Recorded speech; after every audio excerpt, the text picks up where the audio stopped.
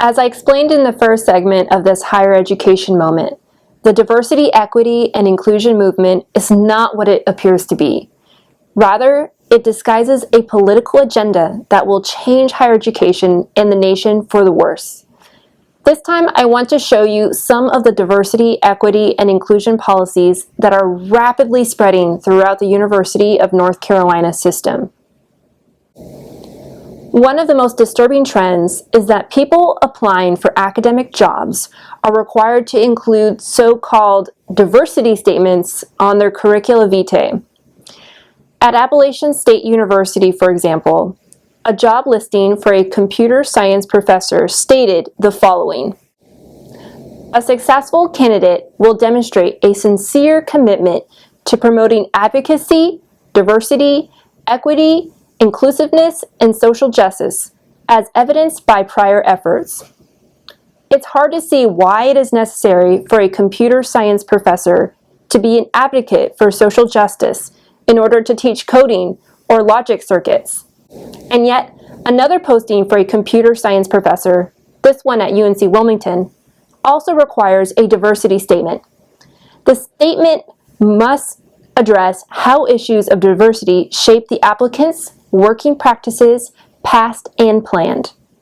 The job advertisement also states that the department is seeking candidates with experience or a demonstrated willingness to participate in teaching, mentoring, research, or service activities that promote the growth of an equitable, diverse, and inclusive academic environment.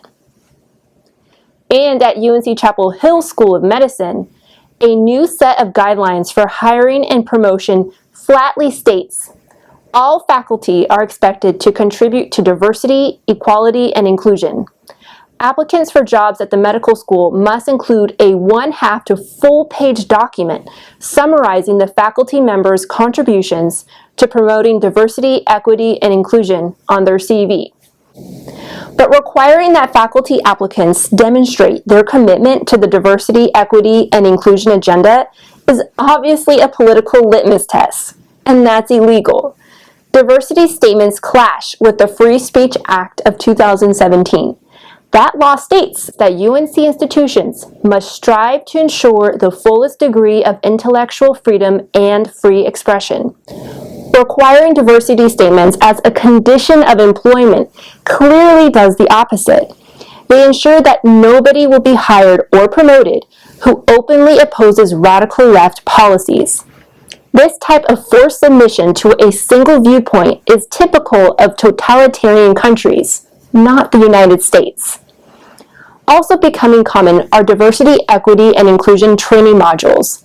At North Carolina State University, students are required to take a training module that compels them to agree with specific views about topics such as cultural appropriation. Faculty at UNC Chapel Hill and NC State School of Veterinary Medicine are also required to take training modules. These training modules also run afoul of the Free Speech Act.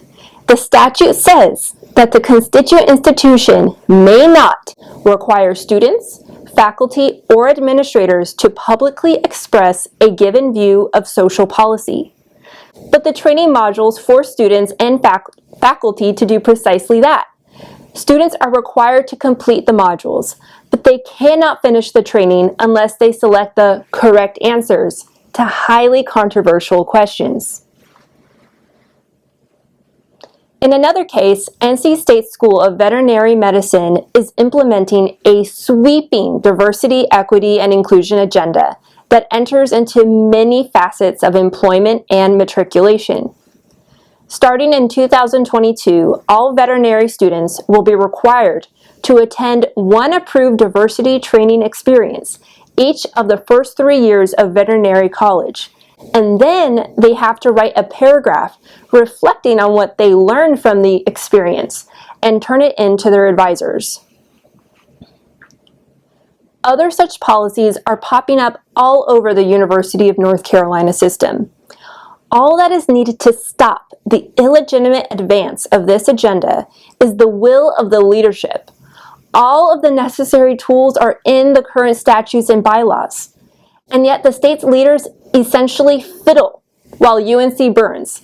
They are allowing long-standing traditions of academic freedom, meritocracy, and open inquiry to be shoved aside for what amounts to some sort of racial spoil system and the silencing of unapproved opinions, all hidden behind a haze of manipulated language.